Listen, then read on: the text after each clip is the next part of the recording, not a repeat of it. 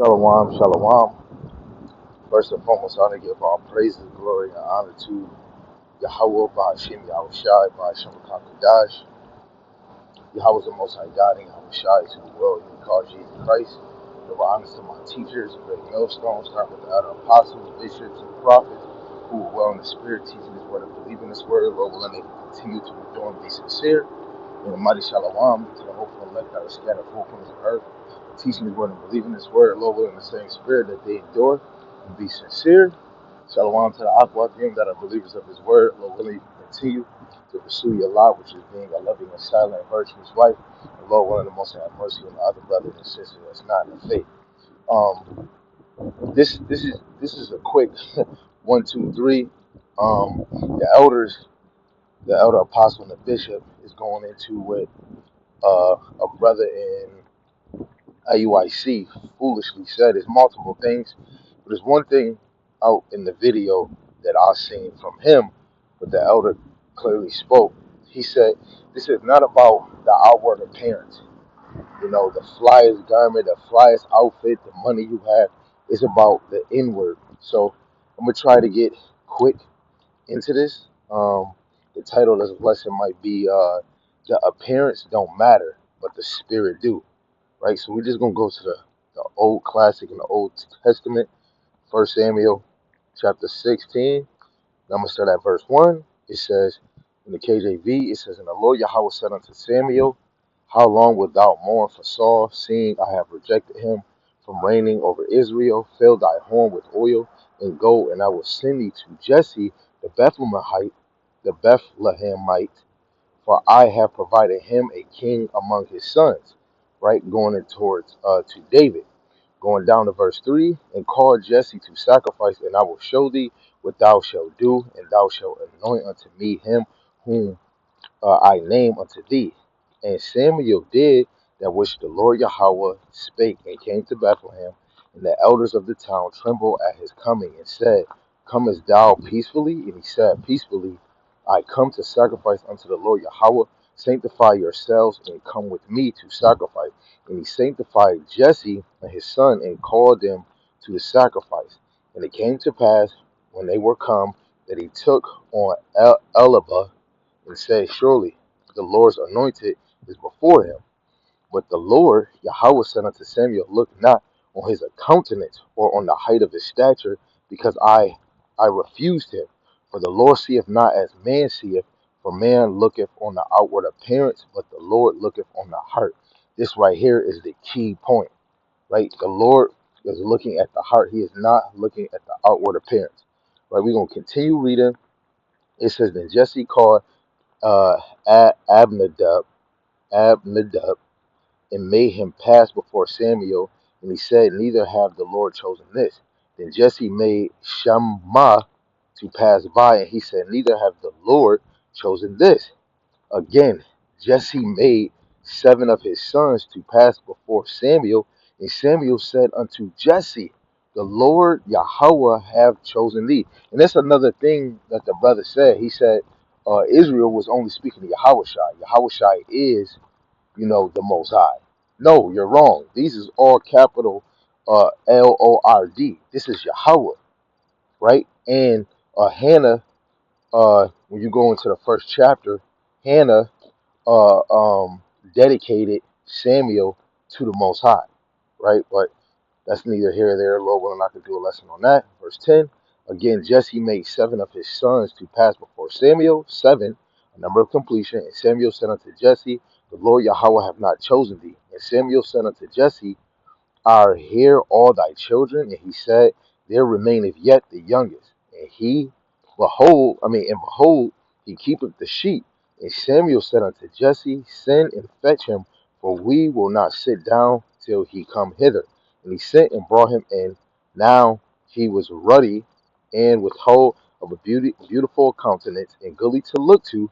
And the Lord Yahweh said, Arise and anoint him, for this is he.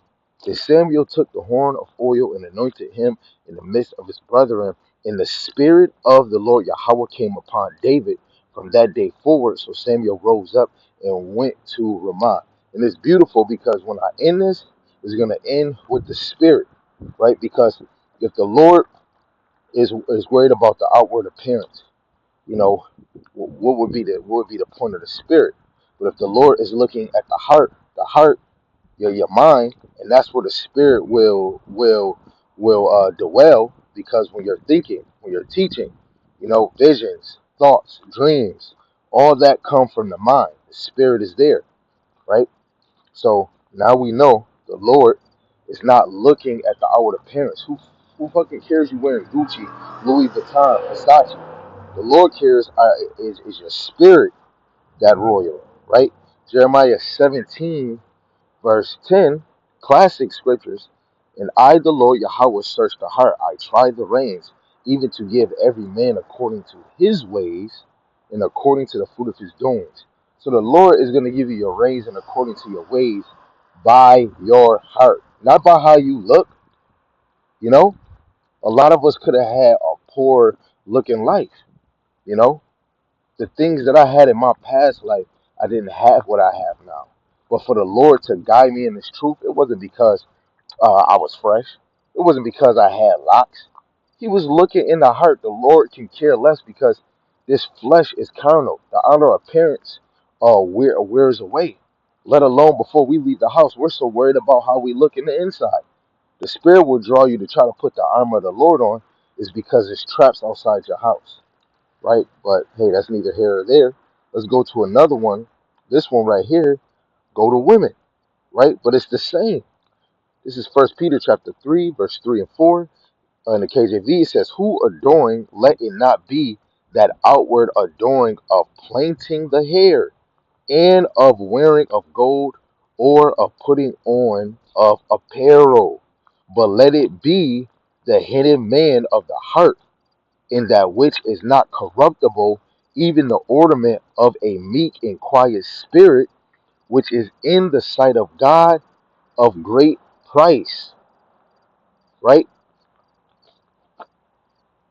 Well, let me just read verse 5. For after this manner, in the old time, the holy women, the set apart women, the virtuous women who trusted in God, adored themselves, being in subjection unto their own husband. Right? So those type of women was moving in the heart, the spirit, right? It wasn't moving off the fucking flesh, right? And these is the women that men of the Lord deserve. But you know, we're so low right now. It's even hard to find women like that. Now there is some out here, but they're no better either. Solomon said, out of 1,000 men, he's seen one. Out of 1,000 women, he's seen none. He's seen one man that was righteous, but not one woman. How much on this side? Women that come in this truth and accept their husband following this truth, or that women believes in some type of way, you know, that's Yahweh Ba'ashim Yahushai bless you with the man of the Lord. Or if you don't have a man of the Lord have mercy and brought you forth in his truth and allowed you to pick up some type of morals that kind of connect in the scriptures, right? But women is the weaker vessel in our nation, especially on this side. You know, so it's still in the same rotation. Out of 1,000 men, he's gonna see one righteous, but out of 1,000 women, he ain't gonna see none. So how much more on this time? But this right here shows you that the Lord is looking in the inward, and this is why I'm saying it is some women in the inward that is tolerable, that has an old-fashioned heart, that's willing to be loving and silent. How much more the man, right? Let's go to another one, 'cause I'm almost done. 2 Corinthians chapter 4, verse 16 and 18. It says, for which cause we faint not, but though our outward man perish, yet the inward man is renewed day by day. Why wouldn't he say the outward man is renewed day by day? Because the outward is going to perish. This body get corrupted, but the inward part, especially your spirit, it goes back up to the heavenly Father. Verse 18, while we look not at the things which are seen, which is the dumb flesh, you can't see your spirit, but you can tell when brothers is moving in the spirit because it's a discernment of spirit. But at the things which are not seen, for the things which are seen are temporal, but the things which are not seen are eternal. The things that are not seen are eternal. Salaki. Okay, it's legit. The things that are not seen are eternal.